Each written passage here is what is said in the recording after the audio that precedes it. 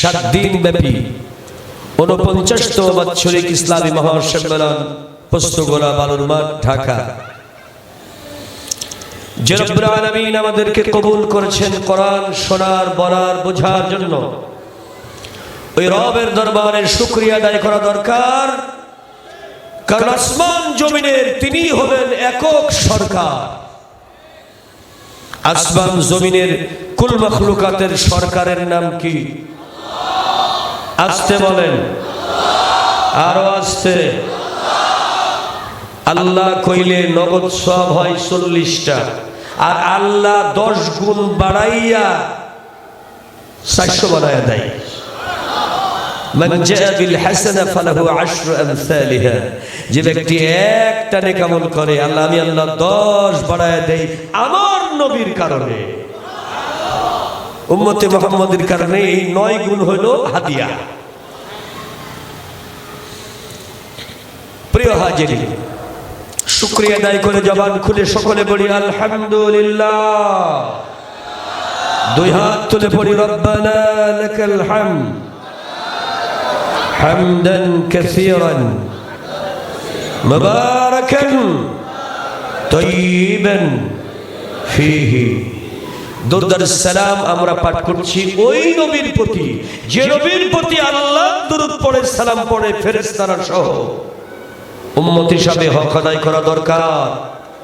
সরকার দো আলম সাইয়্যিদুল মুরসালিন তাহা ইয়াসিন রাহমাতাল লিল মুহাম্মাদুর রাসূলুল্লাহ সাল্লাল্লাহু আলাইহি ওয়াসাল্লাম। প্রিয় হাজিরিন, তেলাওয়াত হয়েছে কোরআনে পাকের 2 নম্বর সূরা, 2টা আয়াত। সূরাটার নাম আল বাকারা। জোরে বলেন, সূরাটার নাম কি? কয় নম্বর আয়াত?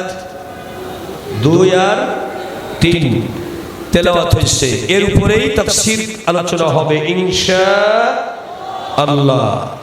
তাফসীর কোরআনের তাফসীর কোরআনী। এজন্যই আল্লামা বাইজাবি রাহমাতুল্লাহি আলাইহি বর্ণনা করেছেন, আল কোরআন তিবয়ানান লিকুল্লি শাইইন ফালিহাযা সুমিয়াত আল কোরআন বিল ফুরকান। ফুরকান কোরআনের আরেকটা নাম দিয়েছি আমার আল্লাহ।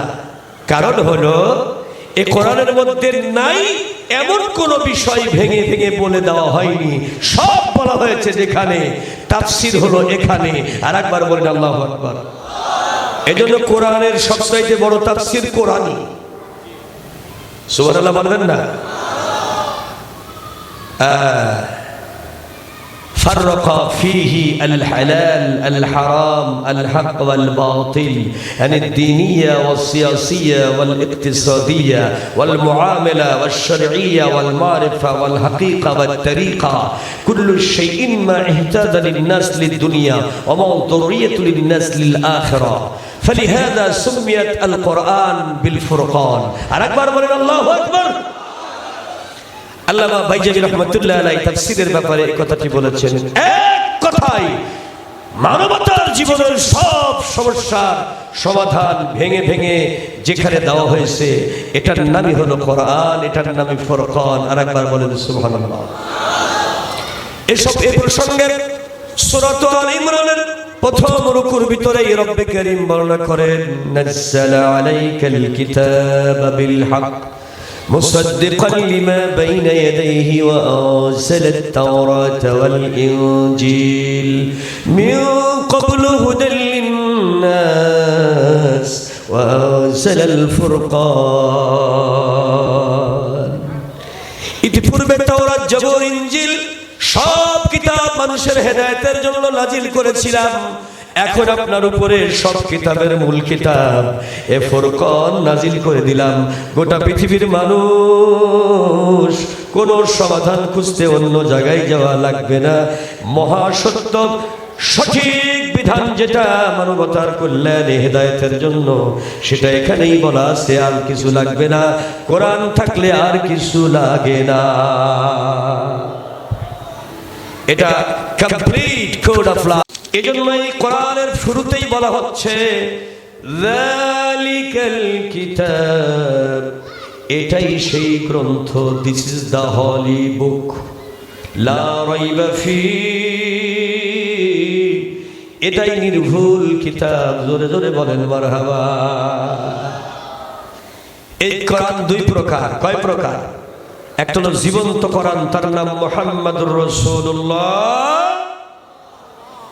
আর এটা হলো লিখিত কিতাব। জোরে বলেন আল্লাহু আকবার। হ্যাঁ, এই কিতাবটা ছাপাইছে এমদাদিয়া লাইব্রেরি, চকবাজার, ঢাকা। একটা কাগজের বান্ডি, কিন্তু যখনই এর উপরে আল্লাহর কোরআনের অক্ষরগুলো বসিয়ে দেওয়া হয়েছে, আসমান জমিনে এর চাইতে মূল্যবান নিয়ামত আর নাই। এই হাফ কেজি কাগজের দাম কত ভাই? এই হাফ কেজি কাগজের দাম কত হইব? এই হাফ কেজি কাগজের দাম নাই 50 টাকা। কিন্তু এই কিতাবের গায়ে যদি কোনো জায়গায় লাথি লাগে, পায়ের স্পর্শ লাগে, সঙ্গে সঙ্গে চুমা খাইয়া বুকে দইরা আহা কয়বার যে তওবা করব, জোরে বলেন ঠিক না বেঠিক? হ্যাঁ, এরকম বান্ডিল বান্ডিল কাগজ কত ট্রাকে করে যাইতেছে আইতেছে, ট্রাকের উপরে দাঁড়াইয়া আবার পিশাব করতেছে, কাগজের উপরে দাঁড়াইয়া। কথা কর না কেন? আমি মুন্সিগঞ্জ থেকে গভীর রাত্রে মাহফিল করে আইতেছি, নারায়ণগঞ্জ পার হইয়া কিছু দূর আসার পরে দেখি ট্রাকও চলতেছে, এদিকে দাঁড়াইয়া প্যান্টের চেন খুলে দিয়ে ব্রাশ ফায়ারও চলতেছে। কথা কর না কেন? পরে দেখলাম কাগজ ভর্তি ট্রাক। High high high! তা আমি তো আশ্চর্য হইলাম যে ট্রাকও থামানো সম্ভব না, ওরেও থামানো সম্ভব না, ট্রাকেও যাইতেছে। হাই, এই কিতাব গোটা পৃথিবী হাজার কোটি বার বিক্রি করলেও এই কিতাবের মূল্য হবে না। ধরে বলেন ঠিক কিনা? কেন হবে না? কারণ গোটা পৃথিবী এখন এই কোরআনের দিকে ঝুঁকেছে, গোটা পৃথিবী এখন এই কোরআনের দিকে আসতেছে। আর একবার বলবেন আল্লাহু আকবার। গোটা পৃথিবীর মানুষ এই কোরআনের জন্য জীবন দিতেছে অকাতরে, আবার জীবন নিতেছে কেউ বা অকাতরে। এই কোরআনের জন্য আল্লামা সাঈদী পর্যন্ত শহীদ হয়ে গেল, কিন্তু একবারের জন্য কাফেরের সঙ্গে আপোষ করলো না। জীবন দেব, শহীদ হব, এ কোরআন আমাকে জান্নাতে নিয়ে যাবে। এ কোরআন হলো জান্নাতের দরজা। এই দরজায় যে ঢুকবে জান্নাতে সে পৌঁছিয়ে যাবে। জোরে বলবেন না আল্লাহু আকবার। যে ব্যক্তি জান্নাতের দরজা একবার ধরে ফেলাইছে, সে ব্যক্তিকে আপনি জীবন চলে যাবে তো ওই দরজা তাকে ছাড়তে দেখবেন না, কারণ এই ব্যক্তি এই কোরআন দিয়ে আল্লাহর জান্নাত দেখে ফেলায়। জোরে বলবেন না আল্লাহু আকবার। যে জান্নাত দেখে ফেলে, জীবন থাকতে সে জান্নাতটা ছাড়তে পারে না। আর একবার বলেন ঠিক কিনা ভাই?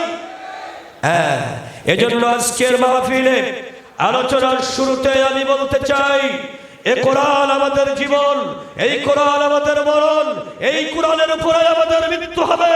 এই কোরআন ছাড়া এই পৃথিবীর জমিনে যে বান্দা যেই কথা যে দেশ থেকে আমদানি করে বলুক না কেন, ওইটা আমাদের মানা ফরজ নয়।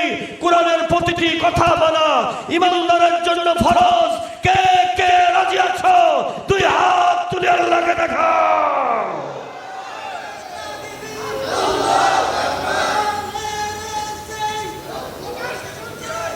লিল্লাহি তাকবীর। আল কোরআনের আলো দিলে দিলে জালো, নারায়ে তাকবীর। আল্লাহ কবুল করেন, জোরে কর আমিন। প্রিয় হাজিরিন, ট্রাই টু আন্ডারস্ট্যান্ড। আপনারা তাফসীর শুনতে আসছেন, তো এখানে টিপসই দেওয়া লোক আছে, আবার ডক্টরেট ডিগ্রিধারী লোক আছে, বুখারী পড়াইছে এরকম উস্তাদও আছে। জোরে বলেন ঠিক কিনা? তাহলে তাফসীরটা কি আমি আরবিতে করব না, ইংরেজিতে করব না, বাংলায় করব না, উর্দুতে করব না? অরিজিনাল তাফসীর যেভাবে হয় সেভাবে করব না, বাংলা কায়দায় সবাই যেন বোঝে সেইভাবে করব। কিভাবে করব? সবাই যেন বোঝে সেইভাবে করব। জোরে বলেন ঠিক কিনা? আমরা যখন দেশের বাইরে যাই তখন তো আর এই বাংলা কায়দা চলে না, তখন ওই আরবি নাইলে উর্দু নাইলে ইংরেজিতে বলা লাগে। জোরে বলেন ঠিক কিনা? এই জন্য আপনাদেরকে বলতেছি, খুব খেয়াল করবেন। এখন তাফসীর কারে কয়?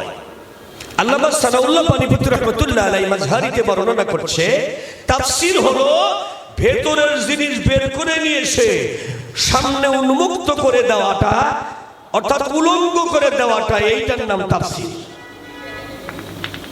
জীবনে বাদাম খান নাই? কথা কয় না? কেডা কেডা খান নাই একটু হাত তোলেন। তার মানে সবাই বাদাম খাইছেন, জোরে বলেন ঠিক না? আপনি বাদামওয়ালার কাছ থেকে যেটা বাদাম কইয়া কিনা নিলেন, এইটা যদি আপনি সাবায়া খাইতে যান, কসম খোদার আপনি বাদামের স্বাদ জীবনও পাইবেন না। বাদাম যদি খাইতে চান তাহলে বাদাম একটা নিবেন, বাদামওয়ালা দিল বাদাম আপনার, এইটা হলো উপরের কাভার দেওয়া, কাঠের কাভার। জোরে বলেন কিসের কাভার? এটা তো বাক্সর মধ্যে আছে বাদাম, জোরে বলেন আছে না? এটা দুই হাত দিয়ে যখন চাপ দিবেন, পটাশ করে একটা শব্দ হইব, জোরে বলেন ঠিক কিনা? তাহলে পয়লা কি দিলেন? চাপ দিলেন। কি দিলেন? চাপ দেওয়ার পরে শব্দ হইল, বাদামটা ওপেন হয়ে গেল, দরজা খুলে গেল, জোরে বলেন ঠিক না? এরপরেই দেখতে পাবেন লাল দামাগাই দিয়া দুই ভদ্রলোক বসে আছে। এটা কথা কয় না?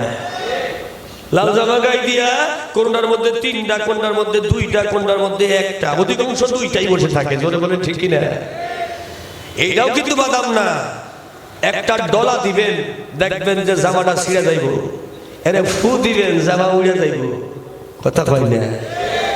সাথে সাথে দেখবেন বাদামি রঙের বাদাম বসে আছে, এইটারে দাঁতের নিচে ফেলাইয়া চাবানি যখন দিবেন, বুঝবেন যে হ্যাঁ বাদাম খাইতেছি।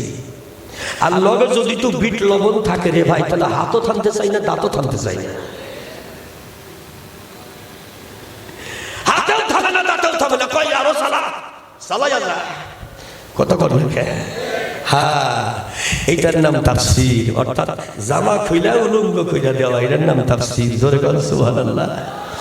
কোরআন শরীফের ভিতরে তথ্য উপাত্ত, এর মধ্যে বেসিক অর্থ, বাজাজি অর্থ, হাকিকি অর্থ, হুকুম, আহকাম, এর ভিতরে যা কিছু শিক্ষণীয় বর্জনীয় যা আছে তা মন্থন করে টেনে বের করে নিয়ে উলঙ্গ করে মানুষের সামনে উপস্থাপন করে দেওয়া, মানুষ যেন এটার স্বাদ পাইতে পারে, হেদায়েত পাইতে পারে, দিক নির্দেশনা পাইতে পারে, এটার নাম তাফসীর। আরেকবার বলেন আল্লাহু আকবার।